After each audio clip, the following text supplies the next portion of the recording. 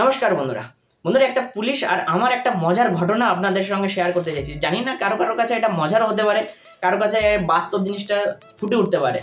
কিছুদিন আগে আমার দিদি আমার ভাগ্নে এসেছিল ট্রিটমেন্টের জন্য। তো যখন তাদের ট্রিটমেন্ট হয়ে যায় তারা বলছিল যে আমরা ট্রেনে করে যাব। তো ট্রেনে দেখবেন একটা বগি থাকে, মানে একটা কামরা থাকে বলা যায়, সেখানে বিকলাঙ্গ যারা আর কি হাঁটতে চলতে পারে না, হাত পা নেই, কোনো একটা প্রবলেম অথবা কোনো একটা রোগী পেশেন্ট যে কোনো হতে পারে, তাদের জন্য একটা কামরা ছোট মতো 6টা কি 8টা সিটের বুক থাকে। মানে ওইটা যে কোনো নর্মাল মানুষ চাপতে পারবে না, শুধুমাত্র ওই সব যারা হ্যান্ডিক্যাপ টাইপের তারাই একমাত্র যেতে পারবে। তো ওটা ট্রেনের গায়ে সুন্দরভাবে লেখাও থাকে, ঠিক আছে। তো যখন আমি গেছি, আমার ভাগ্নে যেহেতু অসুস্থ ছিল, তো তাকে হসপিটাল থেকে একটা লেটার লিখে দিয়েছিল যে হ্যাঁ ইনি অসুস্থ, তো ইনি আর এনার সঙ্গে যে আছে এই দুজন মিলে যেতে পারে। তো এইটা নিয়ে আমরা ট্রেনে চাপছি, আমাদের টিকিটটা দেখানো মাত্রই তারা আমাদেরকে অ্যালাউ করেছে। ভাবতে পারবেন, বুঝবেন, মানে আমার ভাগ্নির একটা অসুস্থতা ছিল যেটার জন্য তাকে অ্যালাউ করেছে। তার পাশেই, মানে কি বলবো, একটা লোকের এক হাত কাটা এক পা কাটা, একটা হাত মানে অপোজিট, এই পাটার সঙ্গে এই হাতটা আছে কিন্তু এই পাটার সঙ্গে এই হাতটা নেই। মানে খুব কষ্ট করে মানে মাটিতে এমন ভাবে চলছে, ওর পাটা এই ফোন থেকে আবার অন্য পায়ের আঙুলগুলোও নাই, মানে এরকম একটা হ্যান্ডিক্যাপ।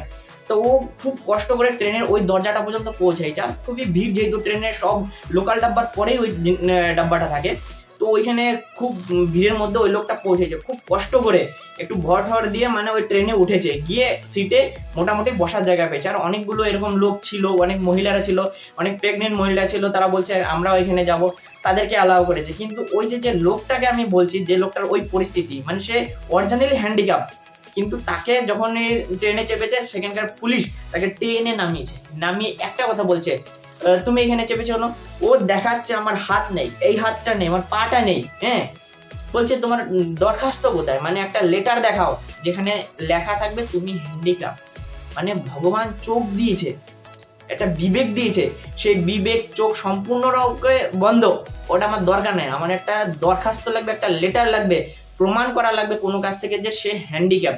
সে তো অসুস্থতার জন্য চাপে নাই যে সেখানে সে অসুস্থ, কি সে কোনো এখান থেকে ডিগ্রি নিয়ে আসবে, কি কোনো হসপিটাল থেকে একটা দরখাস্ত নিয়ে আসবে, লেটার নিয়ে আসবে যে সে হ্যান্ডিক্যাপ। তার হাত নেই পা নাই দেখেও যদি তাকে দরখাস্ত দিতে হয়, তাহলে এরকম অন্ধ পুলিশ থাকে কি লাভ? ঠিক এরকম ঘটনাটাই আমাদের পশ্চিমবাংলাতে হচ্ছে। মানে ওরা সমস্ত প্রমাণ লুটপাট করে নিয়েছে, প্রথম সমস্ত হাটিয়ে দিয়েছে, আর কিছু নেই বেঁচে। এখন সিবিআই কে দিচ্ছে, এই নাও, এই যে এলো কেস। মানে ভাবা যায়, জানে যে এই প্রমাণ ছাড়া তো কিছু হবে না। তার মানে ওই লোকটাকেও চাপতে দিচ্ছিল না গাড়িতে। তারপরে অনেক লোক ওনাকে বললো যে তুমি কি দেখতে পাচ্ছ না যে এই লোকটা অরিজিনালি, এর জন্যই তো এই কামরাটা থাকা দরকার, তো এরা যাবে না কারা যাবে? বহুত রিকোয়েস্টের পর, অনেক লোকের বিরোধের পর তারপরে সেই পুলিশ তাকে সেই গাড়িটায় উঠতে দেয়। আর সম্পূর্ণ ঘটনাটা আমার কাছে হয়েছে, আমি পুরো ঘটনাটা রেকর্ড করতে পারি না, এই কেননা জানেন তো এইসব ঘটনা খুব বেশি পরিমাণে ভাইরাল হয়ে যায় আর এগুলোতে চাপ সৃষ্টি হয়। এখন এত ঘটনা বলার পরে হয়তো মমতা পিসির পুলিশদেরকে এরকম একটু ইঙ্গিত দেখা যাচ্ছে, মমতা পিসি ধরে নিতে পারে যে আমাদের পুলিশদেরকে এরকম বলছে। না, সেও আমার উপর প্রেশার দিতে পারে, ঠিক আছে। মানে ওনার বিরুদ্ধে যে কথা বলবে তাকে তো ডিসমিস করা ওনার একটা স্বভাবে দাঁড়িয়ে গেছে। মানে ওনার বিরুদ্ধে কেউ কথা বলতে পারবে না, সোশ্যাল মিডিয়াতে হোক, ইউটিউবে হোক, কোনো প্ল্যাটফর্মে হোক, কোনো জায়গায় ওনার বিরোধিতা করা যাবে না, তাহলেই কিন্তু তার অবস্থা খারাপ, ঠিক আছে। তো এইগুলো সচরাচর দেখা যাচ্ছে, কথাগুলো বলতেও অনেক সময় ভয় লাগে, কিন্তু এই ঘটনাটা আমি শেয়ার করলাম কেননা তারা শুধু ওই সব দেখে, কিন্তু বাস্তব যেটা হয়েছে সেটা দেখছে না। বাস্তবে আমাদের কলকাতায় আরজি করে যে ঘটনা হয়েছে, মোটামুটি সবাই দেখতে পাচ্ছে যে কি ঘটনা, কিভাবে প্রমাণ লুটপাট করা হলো, কিভাবে মেয়েটাকে মারা হলো, যে দিদিটাকে, সরি দিদিটা বলা দরকার ছিল, দিদিটাকে কিভাবে মারা হলো, কিভাবে পুলিশ গোপনটাকে মানে আরো নিঃশ্বাস মানে শেষ করে দিল, ওর কোনো হাতা মাজা নাই, মানে কিছু হবেই না। তাহলে পুলিশের কাজ এটা, চোখের সামনে দেখেও সেইগুলোকে না দেখা করবে, যে ওইটা কোনো হয় না যতক্ষণ না হাতে প্রমাণ পাবে। আপনারা বুঝতে পারছেন যে কি ঘটনাগুলো হচ্ছে, কেমন হচ্ছে শাসন ব্যবস্থা, প্রশাসন ব্যবস্থা, সব দিকেই কেমন একটা মানে জিনিস, যে মানুষের ন্যায় বিচার বলে কোনো জিনিস নেই, মানুষ সবার পুতুল হয়ে মতো থাকবে। মানে এতদিন বিরোধ করলো, এতদিন আন্দোলন করলো, লাস্টে কি জিরো, মানে কোনো আন্দোলনে কোনো কিছুতেই কাজ হলো না। সেই দিদিটার আর ন্যায় বিচার পাওয়া যাবে না। মানে সরকারের কাছে কিন্তু ন্যায় বিচারেরই দাবি করছে, যে ন্যায় বিচারটা চাই আমরা। সরকার বলছে আমি ন্যায় বিচার দেব না, মানে বলছে না মুখে ডাইরেক্টলি, কিন্তু বিভিন্ন কর্মকাণ্ডের মাধ্যমে দেখিয়ে দিচ্ছে যে ন্যায় বিচার বলে কোনো জিনিস নাই, এইখানে কোনো ন্যায় বিচার হয় না। জিনিসটা এইভাবে চলে গেছে, যেভাবে কোর্টে, হাইকোর্টে, সুপ্রিম কোর্টে ডেটের পর ডেট দেওয়া হচ্ছে, যেভাবে জিনিসটাকে গুলিয়ে ফেলা হচ্ছে, যেভাবে প্রোটেস্টটাকে বন্ধ করা হচ্ছে, প্রোটেস্ট না করলেই তো ওর আর কিছুই হবে না। ঠিক আছে, আপনারা তো সবাই দেখতে পাচ্ছেন পরিস্থিতিটা কিভাবে দাঁড়িয়েছে, কিভাবে জিনিসটাকে সাজানো হলো, আসল ঘটনাটাকে কিভাবে দাবানো হচ্ছে, আর কিভাবে এখন সবাইকে পুজোর জন্য যেতে বলছে, যে 1 মাস তো হয়ে গেল, এখন সবাই পুজোর একটু আনন্দের দিকে যায়। এটা ভাবা যায় যে একটা জিনিসটাকে কিভাবে সবার চোখের সামনে থেকে সরিয়ে নিয়ে আবার সেটাকে ঢাকা দেওয়ার চেষ্টা করছে। ভাবা যায় একটা জিনিস। আবার কিছুদিন আগে 2 সপ্তাহ হলো 14 আগস্টের ঘটনা, হ্যাঁ, তখন নিজে মুখ্যমন্ত্রী বলছে যে তাদের পরিবারকে তো আমরা 10 লাখ টাকা দিয়ে হেল্প করতেই পারি, তারপরে আবার কি বলছে না আমি কখনো টাকা দেওয়ার কথা বলিনি। এতটা মিথ্যা কথা, এত লক্ষ লক্ষ কোটি কোটি মানুষের সামনে এটা হলো, তারপরে বলে যে আমি বলি নাই, প্রমাণ দেখাও।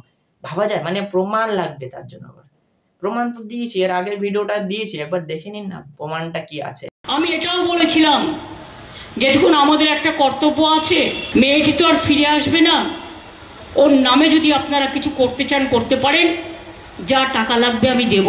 একটা কম্পেনসেশন, যারা বলছেন কম্পেনসেশন দেওয়ার কথা তাদের বলে রাখি, এটা আমার বলা আছে। হ্যাঁ, আমরা 10 লক্ষ টাকা তো দিতেই পারি পরিবারকে। আর অনেকে বলে বেড়াচ্ছে না আমি টাকার কথা বলেছি, আমি মোটেই বলিনি। আমাকে প্রমাণ দেখা কোথাও আমি টাকার কথা বলেছি, মেনশন করেছি? মিথ্যে কথা, কুৎসা, অপপ্রচার, চক্রান্ত। আমি বাবা মাকে যেটা বলেছিলাম অন রেকর্ড, যেটা আমি বাইরেও বলেছিলাম, যে দেখুন মৃত্যুর বিকল্প টাকা হয় না। আপনারা খুবই মর্মাহত, আমরাও মর্মাহত, কিন্তু যদি কোনোদিন মনে করেন আপনার মেয়ের স্মারক মানে মেমারির জন্য কোনো ভালো কাজ করবেন, আমাকে বলবেন। সুন্দরভাবে দেওয়া আছে।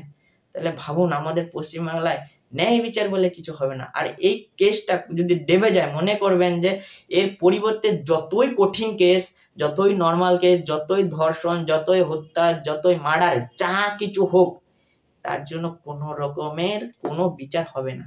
কেন এত বড় আন্দোলনের পরেও যদি কোনো বিচার না পাওয়া যায়, তাহলে মনে করবো এই গ্রামে গঞ্জে কে মরলো কে ভাসলো ওর জন্য কেউ দেখতেও যাবে না। এখানে তো সাংবাদিক এত কিছু রয়েছে, সবাই অ্যাক্টিভ, সবাই শিক্ষিত, সবাই জানে, কিন্তু গ্রামে অঞ্চলে এইসব ঘটনা হলে কেউ দেখতেও যায় না। তো আমরা যেহেতু গ্রামের অধিবাসী, আমাদের এই জিনিসটা নিয়ে বেশি ভাবতে হচ্ছে। আমাদের কারোর সঙ্গে কোনো ঘটনা হয়ে গেলে আমরা কারোর সামনে গিয়ে কিছু বলতেই পারি না। কি বলবো, কি জবাবটা দেবো, কার কাছে দেবো? পুলিশের কাছে, পুলিশ তো সেরকম সচেতন দেখছি না। এই যে ঘটনাগুলো বলছি, এইটাই যদি আবার জানতে পারে, কেননা আমার আগে আর কালকে সূর্যের মুখ দেখতে হলো না, মানে এরকম একটা পরিস্থিতি দাঁড়িয়ে গেছে। ভাবা যায় কিছু? আর এই পরিস্থিতি আরো কতটা ভয়ানকে দাঁড়াবে ধীরে ধীরে সময় গেলে বুঝতে পারবে। কিন্তু সময় সব দিন সত্যটাকে দেখায়, কিন্তু মানুষ এটা বুঝতে চায় না।